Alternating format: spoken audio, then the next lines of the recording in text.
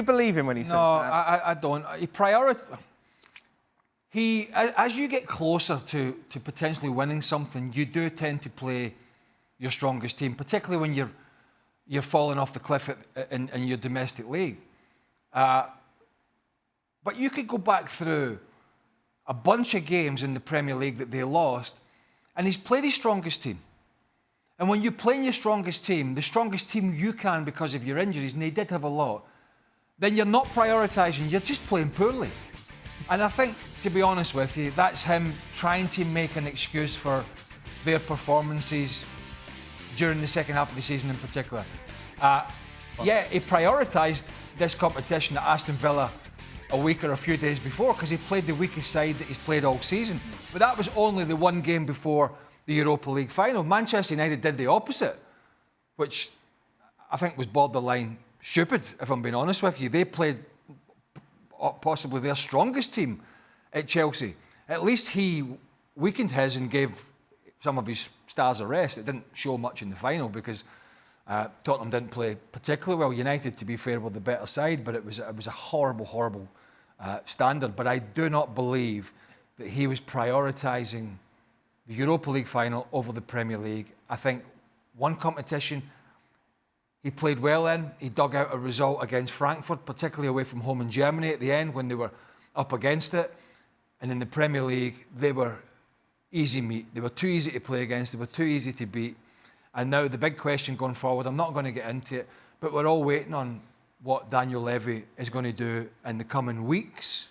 I don't think it'll be any longer than that, because even Tottenham fans are saying, this is great, but can we have a season as poor as that next year in the Premier League? And I think the answer is a clear no. Jan, isn't it just as simple as the quality of opposition in the Europa League wasn't as high as the Premier League, so therefore he didn't get caught? I think it's a combination of different things. I think that the both games against Eintracht Frankfurt and the two games against Burley showed that he adjusted more in the Europa League than in the Premier League. In the Premier League, he was very stubborn on his style, even if he said he concentrated more on the Europa League. So even the game in Bordeaux, when they played on AstroTurf, I was impressed how they adjusted. Yes, that opposition can't compare that with any Premier League team, but you have to give him that. And I mean, can you imagine that cigar that he is smoking tonight when you think of his statement, I always win in the second season? And I heard you on the show talking about Conte, who always leaves in his second season. I mean, he wins in the first season. And here's Postecoglou just predicting all these kind of things. So you have to give him that. And yeah, Craig, I do understand, and we learned from Erik ten Hag winning the FA Cup, maybe it was not the greatest idea to keep them on. But for so many years when you haven't won anything, was it 17 years now since they won anything? And they get a win. I saw a table now showing how many days since last time the different Premier League teams had won anything, and but Tottenham is 1 or 2 days. So let them have this, and I'm not sure what would we have done. Yes, they've had a terrible season in the Premier League, but they won a title. Maybe Levy should stay with Postecoglou. Yeah. You old romantic, Jan.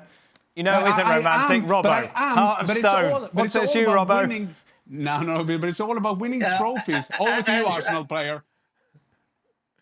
I mean, yes, I think trophies are great for him, but you can't come one off the relegation zone and say you've had a good season and be a good manager or be a good coach for this season. They had fairly weak opposition in the Europa League, barring Eintracht Frankfurt.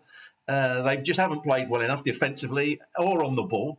And he can't. He's fought with the crowd. He's mocked the crowd on occasions. Robert, they weren't really trying in the Premier League. That's it. They were trying in the Europa League. Exactly. I mean, that's an absolute load of rubbish. I mean, how a manager can say, "Oh yeah, I didn't really try in the Premier League because they were league games. They didn't matter. I prioritised the Europa League." No manager does that. I mean, he's trying to pull the wool over the media's eyes, which he's not going to do. I think he's probably got to go, and I think he probably will. I think I'll tell you one thing he's got. Great timing. Oh, my goodness, absolutely. Because in any other season, this was the first season with the new format of the Champions League and the Europa League and the Conference League, that the Champions League teams didn't drop into Europa League, which would have made it a hell of a lot stronger.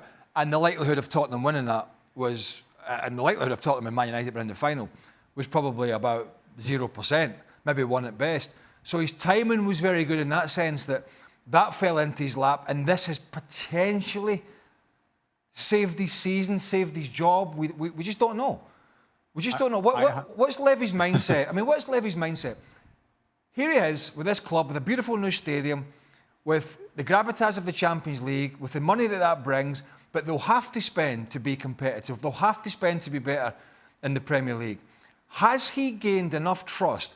Does he believe, Daniel Levy and all the cohorts that finance Tottenham Hotspur, that this domestic, horrendous second half of the season in particular was solely down to all the injuries they had? Was it solely down to that? Or was it a combination of the injuries that may have been sustained because the way the manager approaches training, he approaches games? Or was it because Postecoglou did not grasp the reality of the Premier League and how you have to go about it? But Craig, that's going to be the big question, yeah, and I haven't got the answer to that. No, I haven't got an answer. But coincidentally, on Wednesday, I was at FIFA. I had a meeting at FIFA, and then I met a guy called Arsene Wenger.